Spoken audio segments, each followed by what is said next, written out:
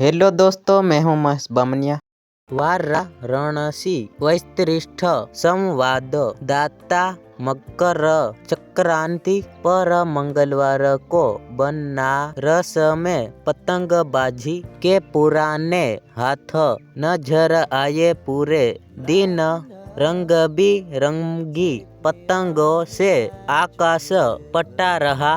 पक्के महल में पतंगबाजों की टोटियां पूरे दिन छतों पर रही तो बहु-मंजिला कॉम्प्लेक्स की छतों पर भी बच्चे कन्नी साधते और सुड़ियां देते दिखे।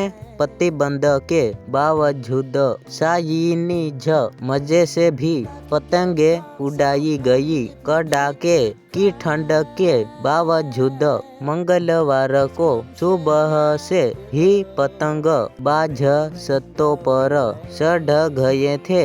पक्के महल से लगायत कॉलोनियों के भवनों की छतों से घाट किनारे और गंगा पार तक पतंगबाजों की टोलियां दिखी। गीत संगीत पिकनिक पार्टी के बीच लोग ने परंपरागत खेल का आनंद लिया। बड़े बड़े स्पीकर पर फिल्मी गीत और भजन गूंजते रहे तो ऐसे मौकों पर पेटेंट साथ समदर और नाकाबंदी जैसे गीत अगर से बाद लोग के कान में